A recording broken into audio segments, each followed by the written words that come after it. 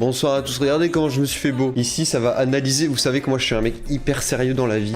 Il n'y a pas de place pour la rigolade, donc on va analyser de manière très carrée chaque opening. Ici, on respecte les animateurs, les gens qui travaillent dans l'animation. Le premier qui me dit, va voir l'opening en 60 fps, je lui démarre sa mère. Dehors, dehors, tu dégages. T'analyseras même les openings d'animé que t'as pas vu. J'analyserai tous les openings de l'histoire de l'humanité. Là, le live se termine pas, donc j'ai pas analysé tous les openings de MyAnimeList. Donc là, les gars, faut poser des RTT jusqu'en 2024 parce que j'ai pas bougé mon cul du siège là. Qu'est-ce que c'est un opening? Parce qu'ici, on est des gens sérieux. On fait pas les choses à moitié. Un opening, c'est pas juste une musique, c'est pas juste des visuels. Un opening, c'est un tout, tu vois, c'est quelque chose. On rigole pas avec les openings.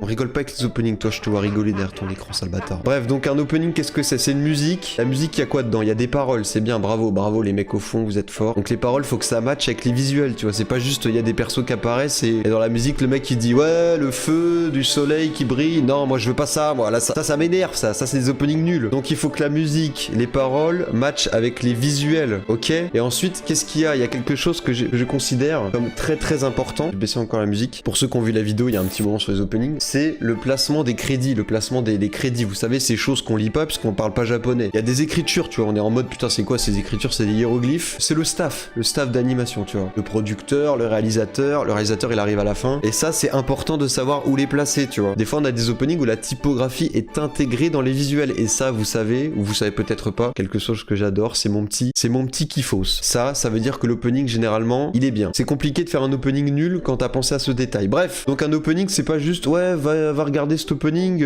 alors t'en penses quoi de la musique? Non. À chaque fois, ce que je vais faire, c'est que je vais regarder l'opening et après, on va commencer l'analyse de fou malade. En plus, ça, c'est un truc que j'ai pas vu. Voilà, ça, j'aime bien ça. Ça, j'aime bien ça. Ça, j'aime bien ça. Oh, ça, c'est bien ça. Je l'avais déjà vu celui-là. Ok, ça, j'aime pas, mais c'est pas grave. Ok, la petite fusée tente. Un petit truc à chaud là. Alors, est-ce qu'on kiffe dans le chatos déjà? Dites-moi si vous kiffez dans le chatos. Putain, moi je rêve d'avoir votre avis. Bon, moi qu'est-ce que j'en pense tout de suite? Premier avis à chaud. C'est sympathique. La musique est entraînante. Je vais pas être méchant. Il y a quelques petits soucis, quelques trucs que j'aime pas trop dans cet opening, mais c'est un bon opening. Alors, on va pas se mentir. Déjà parce qu'il y a l'intégration des crédits, des. Tu vois ça là. Masato Yoshida, planning. Là, on a les mecs qui ont fait le planning, qui sont derrière la meuf et tout. C'est incroyable. La construction globale de l'opening après est pas non plus renversante, hein. On est sur de la présentation de personnages ultra classicaux, mais ce petit détail fait quand même la différence. Voilà, ça c'est pas ouf. Je sais pas qui c'est qui a eu l'idée de ce truc de faire des zooms avec les personnages dans des silhouettes de, je sais pas, c'est des silhouettes de quoi? On va essayer de comprendre. Ah, c'est des silhouettes d'objets là peut-être qu'on voit derrière. Ça doit être des silhouettes d'objets de camping. C'est le lore est pas présent, ça m'excite pas, ça vend pas du rêve. On va lui donner la note de 6 sur 10. Ça peut sembler méchant, mais il y a beaucoup mieux, il y a beaucoup moins bien aussi. Non, allez, 6,5 sur 10. Allez, 6,5 sur 10. 6,5 sur 10. Est-ce que ça les vaut? Oui, ça les vaut, c'est moi qui décide. C'est parti les amis, Horimiya, c'est Cloverworks, très bien. Horimiya, Daisuke Agiwara, Square Enix, Horimiya Project, let's go. Ah putain, on a des gros logos là. Orisan to Miyamura-kun. Orisan et Miyamura-kun. Eh oui, je vous traduis. Ah, celui-là, il est cool, celui-là. Ouais, celui-là il est cool, hein. Alors ça fait pas partie de l'opening. Et bah celui-là il est très très cool. Il y a quand même un petit plan 3D qu'on retient, notamment, enfin le seul que je retiens moi c'est, voilà, on a le nom du studio et ça bah je sais pas lire le japonais donc je sais pas c'est quoi. Peut-être les producteurs, une connerie comme ça. On a une ambiance visuelle qui matche bien avec ce que j'entends au niveau de la mélodie, tu vois. Fait bien ambiance un peu dramatique. Et là au niveau des couleurs on est dans le ton quoi. On a des couleurs froides et tout. C'est la tristesse, c'est la dépression, des pétales de mon cul. Voilà, c'est des couleurs très. On est dans un frigo quoi. On est dans un congélateur, c'est excellent, j'adore. Il fait froid, tu vois, il fait froid. On a envie de sortir, on a envie qu'il fasse chaud. Qu'est-ce qu'on a ici? On a une meuf qui regarde l'heure. Voilà, elle est dehors, elle regarde l'heure, c'est excellent, putain. Elle sait pas à quelle heure passe le dernier train pour rentrer chez elle. Elle a pas de billet, là il y a un mec qui jette un bouquet de fleurs, là on est incroyable, j'ai envie de chialer. Je dois bien avouer que les fondus comme ça là, je suis pas fan. Je sais pas pourquoi, c'est un truc qui me... Moi je préfère quand ça cut, tu vois. Donc voilà, la petite chaise et la table d'écolier, ça symbolise la solitude du personnage principal qui n'est pas compris, qui n'est pas écouté par ses camarades. Regardez l'horloge, très important, l'horloge qui n'a pas d'aiguille, qui n'a pas de cadran, ce qui veut symboliser quelque part qui qu'il n'a plus de repères. Il n'a plus de repères temporels. Il est perdu parce qu'il n'est pas compris. Et en fait, le personnage va commencer à comprendre qu'il est compris parce que il va rencontrer la meuf qui va le comprendre et il va la baiser. Il va découvrir la vie à travers le sexe. Et c'est pour ça qu'en fait, dans le cube, en fait, c'est de la semence. Voilà, c'est ça, j'ai compris. En fait, là, on est sur du rouge. Alors, soit c'est le rouge c'est peut-être les règles de la meuf, soit c'est le rouge de sa semence. Et donc, à travers ça, ok, on va arrêter là. 8 sur 10 Orimiya, opening légendaire. Ok, ensuite, qu'est-ce qu'on veut? Ok, il y a trop de trucs. Donc là, ce que je vais faire, c'est que je vais choisir à l'aveugle. Bam! Tect Up Destiny. Oh putain de merde. Oh shit. Bon bah y a pas le choix.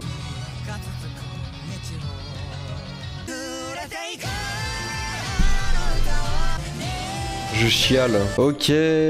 La typo fait sens avec la série. Enfin, ça reprend la direction artistique. On peut voir du logo là, Destiny là, qui s'affiche. C'est tout con, mais c'est ce qui fait plaisir. En plus, bon, c'est illisible, mais si vous voyez bien sur votre écran, on a le nom, donc la position du staff en anglais, son blaze en japonais et traduit en Lomanji, mais on n'arrive pas à lire. Hein, c'est illisible. Je crois lui s'appelle Ayako Uenaga, un truc comme ça. Bref, bon, on s'est pas trop pris la tête quoi. On s'est dit on va le mettre, ça fait stylé. On est sur un opening plutôt classico, hein, plutôt classico. On est vraiment sur la présentation de personnages, on ne peut plus classique. Hein. Là, il y a ce plan-là qui sort un peu du lot par rapport à celui-là, tu vois. Là, on est vraiment sur un plan aux F tiers. Là, on peut quand même dire, bon, il y a un effort qui a été fait au niveau du placement du personnage, sa tête qui se tord en deux pour regarder le spectateur. Mais à part ça, c'est pas non plus révolutionnaire. Il n'y a pas un plan qui te saute aux yeux, quoi. On va dire les seuls plans que tu retiens, c'est la fin. On a fait le parti pris, le choix classique de mettre de l'action dans le refrain. Donc ça, c'est pas compliqué non plus. On peut voir que là, il tend la main vers la meuf météorite qui débarque quand le refrain commence. Et là, ça se pète la gueule. Donc là, c'est un peu dommage aussi, puisqu'on a le gros opening en plein milieu. Forcément, on savait pas où le foutre. Là, on fout ça quand même en bas pour qu'on puisse apprécier quand même ce qui se passe à l'écran. Donc, musique directeur, machin. Et en fait, le seul plan qu'on va retenir, c'est à la fin, quoi. C'est quand ils se tendent la main. Qu'est-ce qu'on retient de cet opening visuellement? Pas grand-chose, en vrai. Pas grand-chose. Hein. On va dire qu'il n'y a pas de plan qui, dans la composition, te saute aux yeux, quoi. Et te fait dire, ok, l'opening, là, l'opening, il est sur un autre level. C'est un opening, tu vois, quand t'as rien à dire sur l'opening, déjà c'est que ça va pas, tu vois. C'est un opening random, quoi. Hein. Il y a des transitions random, il y a des plans random. Visuellement, il n'y a pas une symbiose avec ce qu'on entend, tu vois. Ils auraient pu faire quelque chose d'un petit peu plus rythmé, je pense. Enfin, tu vois, c'est des persos, ils attendent, il y a des cadrages ultra random. Tu vois, il y a rien à dire, quoi. Ça dégage pas grand chose, quoi. C'est dommage. 5 sur 10. 5 sur 10, Tect Up Destiny. Au suivant. Ah, OP9 Gintama, j'ai vu. Donc Gintama, je ne connais rien de Gintama, je n'ai jamais vu de ma vie. Un seul épisode, je sais juste que c'est une série mi-comique, mi-sérieuse, shonen bizarre, donc allons-y. Ah, j'ai déjà vu des scènes dans des AMV de ça. Oh, ça c'était stylé ça. Ok, finalement j'ai plus aimé que ce que je pensais celui-là. Alors déjà, premier constat, c'est le gros bordel. On sait pas trop ce qui se passe. Forcément, si on connaît pas la série, c'est un peu le Delbord. Bon, ensuite, on est sur de la présentation de personnages classiques. On a des transitions classico là, avec les fleurs de cerisier là, à un moment là. Voilà, classico, on est dans un AMV quoi. Ce qui est bien, c'est que quand la musique change, on a tout de suite une nouvelle phase. Alors je sais pas si là par contre c'est un crédit sur la bagnole. Je sais pas si c'est le nom d'un mec du staff sur la bagnole. Si c'est le cas, c'est stylé. Et si c'est pas le cas, si c'est juste le nom de leur clan ou je sais pas quoi, bon, bah c'est OZEF du coup. Même si ça reste très classique, il y a quand même des phases quand la musique change, les visuels changent. Bon, les crédits, la typographie, c'est ultra basique malheureusement. Il y a pas de placement exceptionnel. Mais voilà, il y a quand même un truc que j'ai retenu et qui est sympathique. C'est ce plan là. Ce plan-là fait mouche, voilà, le mec qui sort qui fait le fameux du sabre sans le sortir. Et carrément, le frérot découpe l'écran, quoi. Il nous a découpé, il a découpé la caméra. Le caméraman est mort, là. Meurtre en direct. Donc pour ça, je t'applaudis, Gintama Opening 9. Voilà, je te fais 3 applaudissements et je vais te mettre un petit 6 sur 10 parce que tu le mérites. Même Tect Up Destiny n'a pas de plan comme ça où tu t'en rappelles. Oh là là, là on m'a sorti un opening qui a 1000 vues, carrément. L'opening, personne l'a vu. Personne connaît, on va tous connaître maintenant. Alors, on est sur un animé de A1 Picture. Non, faut pas que je parle. Ok. Je sais pas qui c'est qui l'a proposé celui-là, mais super, mec. Oh. Eh bah putain, je sais pas qui c'est qui l'a proposé, mais merci, mec, parce que je l'avais jamais vu déjà. Donc bonne découverte, je connaissais pas. J'aime beaucoup parce que j'ai jamais vu, à ma connaissance, un opening qui est autant centré sur les crédits. À ma connaissance, le seul opening que j'ai vu similaire, c'était celui de Kokoku, où il y a vraiment un délire vraiment sur les crédits. Ça fait penser à Steins Gate. Je sais pas pourquoi, voilà. Pendant qu'on a les lyrics qui apparaissent ici en japonais, on a une sorte de code de Matrix qui nous traduit le truc en anglais. Ça, j'adore ça. Y a pas besoin que ce soit, comment dire, visuellement hyper excentrique pour que ça fonctionne. Juste, on est sur un truc unique. Le mec a une idée, il s'est dit, voilà, je vais au bout des choses. On part sur ça, avec en plus des visuels vraiment sympathiques, vraiment. Regardez-moi ça là. On est sur un petit tableau. Celui-là, je vais lui mettre la note de 8 sur 10. Eh ouais, mon pote, tu t'y attendais pas? Je lui mets la note de 8 sur 10. Qu'est-ce que tu vas faire? Tu vas rien faire. Ensuite, le prochain, c'est So I'm a Spider, So What? Oh, je l'ai jamais vu. Oh, stylé ça.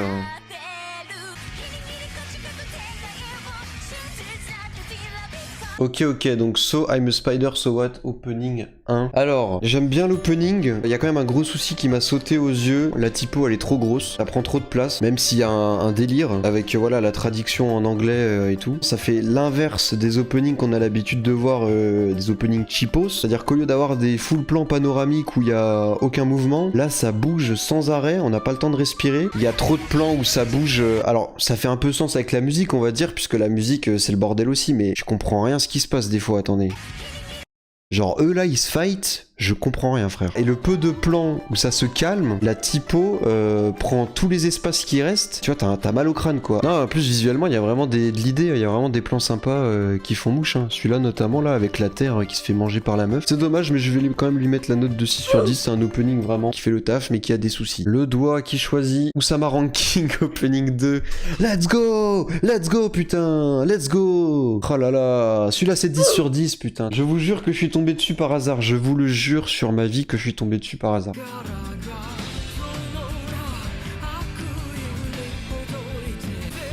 Voilà, putain, voilà, c'est pas compliqué.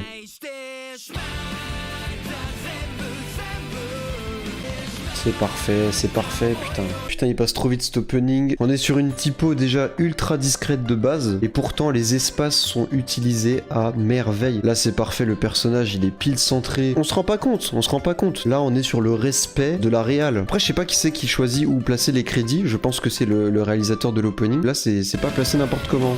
Le seul moment où ça va aller au milieu, c'est durant les plans de coupe.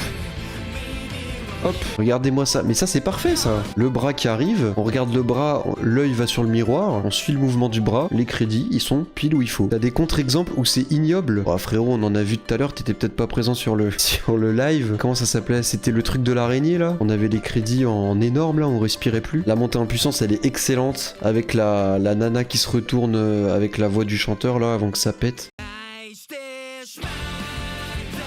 Ça, c'est le meilleur passage de l'opening. Là, en plus, tout fait sens. C'est la douceur ultime. Je crois que c'est Bébin, là, qui caresse le serpent. Ce plan est incroyable, j'ai envie de chialer. Et dans l'ombre, les personnages trouvent la lumière. J'espère que ça vous a plu, sinon, bah tant pis, hein, si ça vous a pas plu, ne revenez pas la prochaine fois. Je referai ce genre de live, évidemment. Puis voilà, à la prochaine. Bonne soirée à vous, bonne nuit, et à bientôt, Stay Watcher, des bisous, ciao.